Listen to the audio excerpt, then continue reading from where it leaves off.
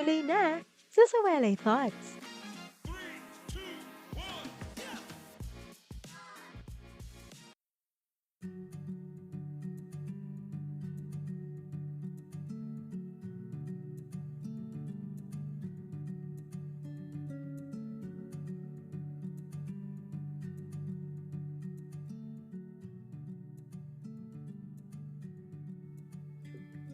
Hi mga langga, ang tagal kong nanahimik. 5 months din, no? I've just been overwhelmed with some changes that happened. Grieving over something I've been wanting, pero may ibang plano ata ang Diyos. So ito, tiwala pa rin sa Kanya. Going back, ang tagal ko plinano tong episode na to, pero hindi ko alam paano sisimulan. Tingnan nyo, the title of this episode is Solitude Isn't a Red Flag. At times like these na ang hilig natin magsana all sa mga couples na laging magkasama and nag-overthink tayo kapag ang mga partner natin gusto ng time on their own. Who would even think na there's benefits into being alone or enjoying solitude, 'di ba? Ako, despite having friends from all stages of my life and having 2 lovable kids, I always find time to be alone or to enjoy solitude. Now, solitude gets a bad rep. It always gets a bad rep kasi people think it's always synonymous to loneliness. Like, kapag single ka, di ba? If you're single, ang ibig sabihin nun, you're alone and you're missing something. Pero, if you're in a relationship and still enjoys solitude, sasabihin nila, something must be wrong. But honestly, being able to experience singleness and me being in a relationship before, I don't think that's true. As someone who would find time for myself, it may seem cliche, but yes, being alone does not always mean I'm lonely.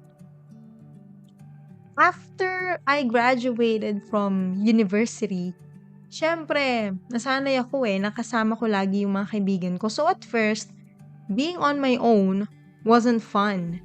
Wala akong kasamang magsine. Wala akong kasama sa mga late night na biyahe. Kinakausap ko yung sarili ko, like right now. Eventually, when I got used to doing things on my own, I realized that being alone wasn't lonely. Ang saya pala. I love that I didn't need to explain myself to anyone. I could change my mind about my plans.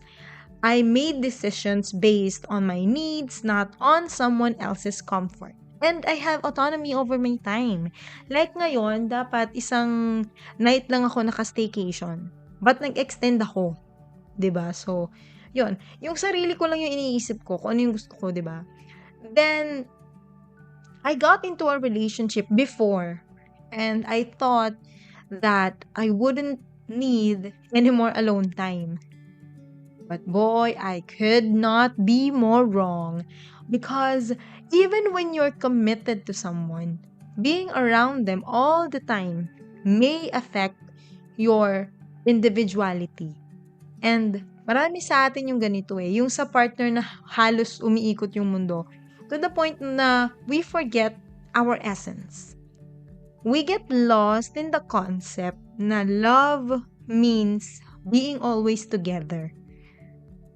And there's nothing wrong naman with being together all the time. It's just for me, Um, maybe it will work pag may time ka na all by yourself. So, let me share something na nabasa ko online in connection to our topic today. It's a post from Lover of Books na page sa Facebook. Na-mention dun yung Japanese concept na tinatawag na Oyakake Bukeiru. Oyakake Bukeiru.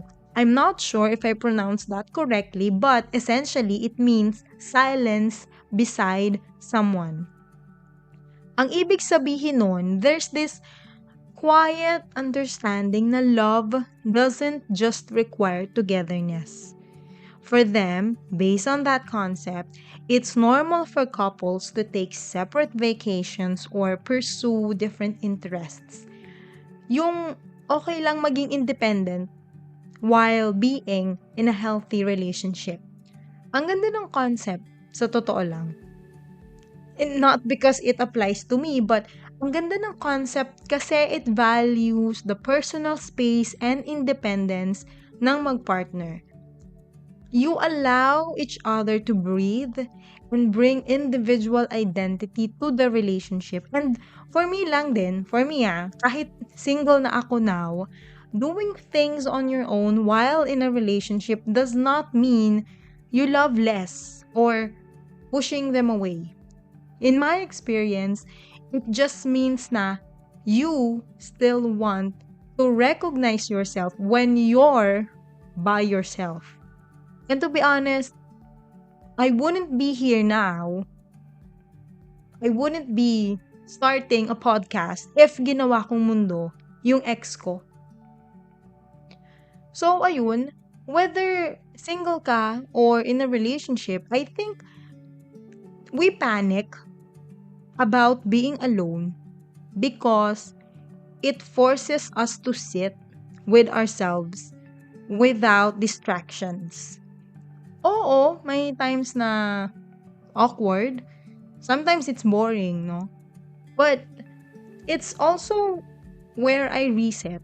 Kagaya ngayon mag-isa ako, nakakapag-isip ako without external noise. Kaya ko rin na-release tong episode na to after 5 months. So, whether I get married someday, hopefully my friends are hoping as well. So, whether I get married someday or I remain single and raise my kids on my own while enjoying life with my mom, enjoying my moments of solitude is kind of necessary. It's a necessity for me by now.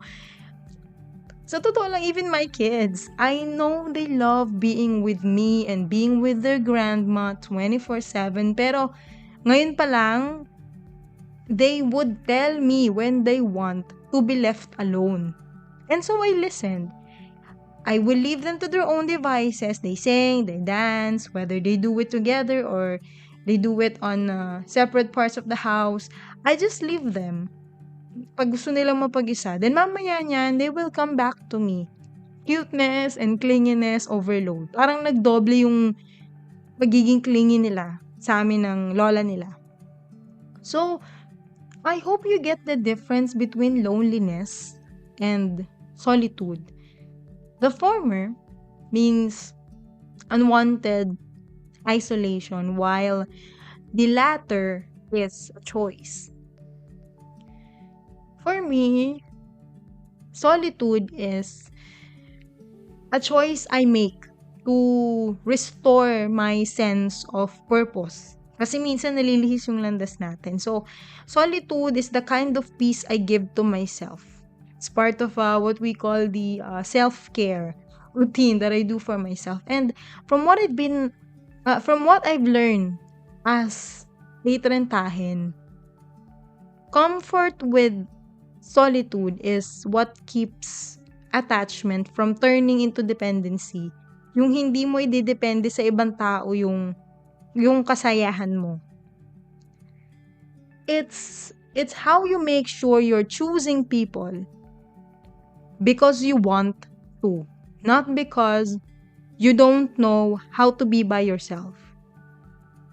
And just a message I wanted to leave everyone. When you're not afraid of your own company, every connection becomes your choice. Kaya huwag kang matakot mag-isa. Padayon, mga langga.